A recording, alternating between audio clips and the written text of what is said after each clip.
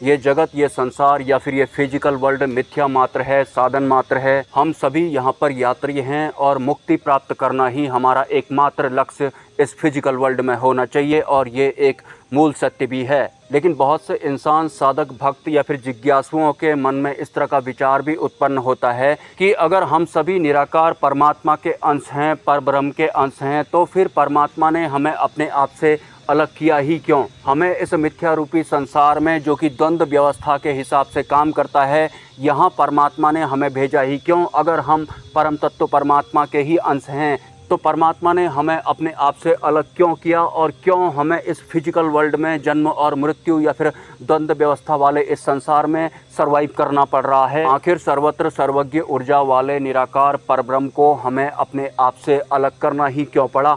ऐसी परिस्थिति में उसने हमें डाला ही क्यों? तो पहली बात, जो भी इंसान, साधक, भक्त या फिर जिज्ञासु इस तरह की सोच रखते हैं कि परम तत्व परमात्मा ने ही हमें अपने आप से अलग किया है, तो ये उनकी सबसे बड़ी भूल या फिर बेवकूफ़ी है।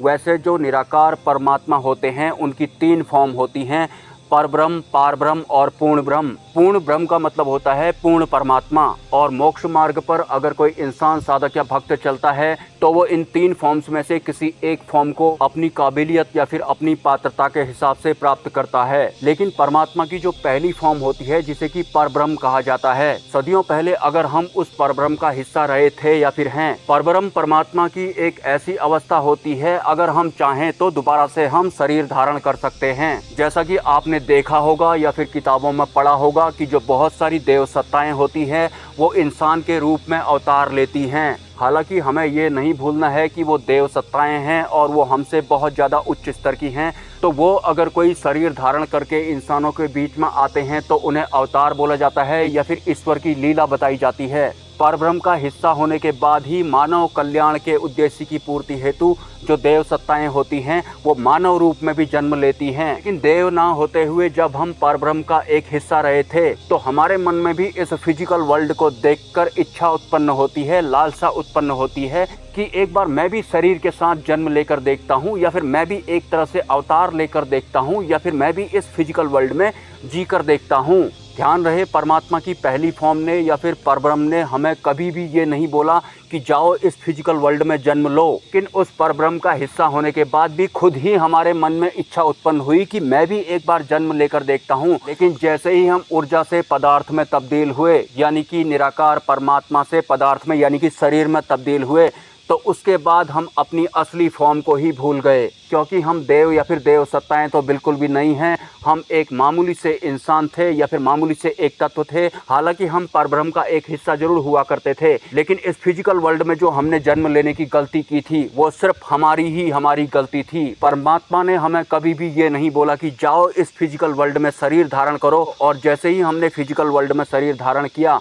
तो उसके बाद आपको पता ही है कि इस फिजिकल वर्ल्ड में क्या चलता है। काम, क्रोध, लोभ, मोह, भय, और हमारी इस फिजिकल बॉडी में 36 तरह की इंद्रियां, जिसके कि हम तब से गुलाम ही रहे हैं। तो हम परमात्मा की अपनी ओरिजिनल वाली उस फॉर्म को ही भूल गए हैं। आपने इस फिजिकल वर्ल्ड में सरवाइव करने के दौरान महसूस भी किया होगा, मैं इस फिजिकल वर्ल्ड में जी तो रहा हूँ, मैं खा भी रहा हूँ, मैं पी भी रहा हूँ, मैं भोग भी कर रहा हूँ, सुख दुख भी मुझे हो ही रहे हैं, लेकिन पता नहीं कुछ न कुछ मिसिंग जरूर है। और वो जो मिसिंग है वो वही वाली हमारी ओरिजिनल फॉर्म मिसिंग है। जिस निराकार परब्रह्म का एक हिस्सा होने के बाद भी हमने इस फिजिकल वर्ल्ड में जन्म लेने की एक बहुत बड़ी गलती कर दी या फिर एक बहुत बड़ी बेवकूफ़ी कर दी, और उसके बाद हम अपनी असली अवस्था को ही भूल गए और इस फिजिकल वर्ल्ड में लगातार जन्म लेते जा रहे हैं और लेते जा रहे हैं। हालांकि हमारे इस फिजिकल वर्ल्ड में जो देव सत्ताएं होती हैं वो भी ऊर्जा से पदार्थ में तब्दील होते रहती हैं, मतलब वो मानव का रूप धारण करके आती रहती हैं। लेकिन वो देव सत्ताएं हैं, उनकी इस प्रक्रिया को अवतार बोला जाता है या फिर ईश्वर की लीला बोली जाती है।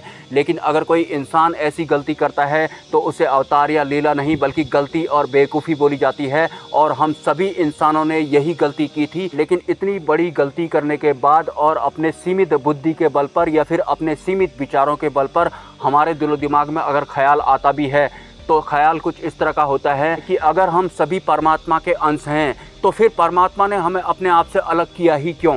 उसने हमें इस फिजिकल वर्ल्ड में बार बार जन्म लेने के लिए छोड़ रखा है। ए हनुमान 12 बरस का जवान, हाथ में लड्डू मुख में पान, हाँक मारत आओ बाबा हनुमान, मेरी भक्ति गुरु की शक्ति, पूरो मंत्र ईश्वरी वाचा, जय सिया राम।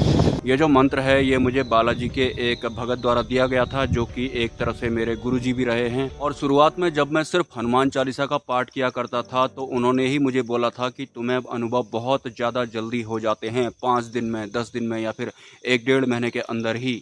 तो काफ़ी लंबे समय तक मैंने इस मंत्र का चलते फिरते बाइक में रात को 10 से 12 बजे के बीच में इन्हीं सुनसान रोडों पर जप किया था। ए हनुमान 12 बरस का जवान, हाथ में लड्डू मुख में पान, हाँक मारत आओ बाबा हनुमान, मेरी भक्ति गुरु की शक्ति, फूरो मंत्र ईश्वरी वाचा, जय सिया राम।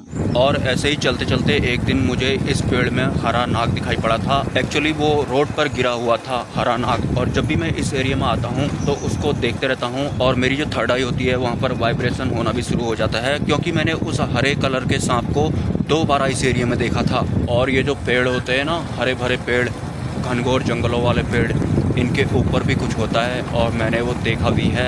मतलब पेड़ों की जो टॉप पोजीशन होती है, जैसे कि ये पेड़ों का टॉप पोजीशन है ना, इसमें भी कुछ होता है। एक्चुअल में सूक्ष्म जगत की शक्तियों द्वारा कुछ किया जा रहा होता है पेड़ों की टॉप पोजीशन के ऊपर। और सच बताऊं, मैं अगर बाइक भी चला रहा होता हूं तो मेरी जो नज़र होती है वो पेड़ों के ऊपर होती है, उनकी टॉप पोजीशन पर ही होती है। एनीवेज, निराकार परमात्मा की तीनों फॉर्म्स के विषय में विस्तार से मैं एक वीडियो एक दिन ज़रूर बनाऊंगा। अगर आपके कोई सवाल हैं तो आप मुझे कमेंट कर सकते हैं, और अगर आप इस चैनल को सपोर्ट करना चाहते हैं तो इसी वीडियो के कमेंट सेक्शन में या फिर कम्युनिटी पोस्ट में आपको एक UPI ID या फिर एक QR कोड देखने को मिल जाएगा। स्वेच्छा से आप सपोर्ट कर सकते हैं, कोई ज़बरदस्ती नहीं है। मिलते हैं नेक्स्ट वीडियो में। ब्रह्मा विष्णु महेश, जय माँ पराशक्ति।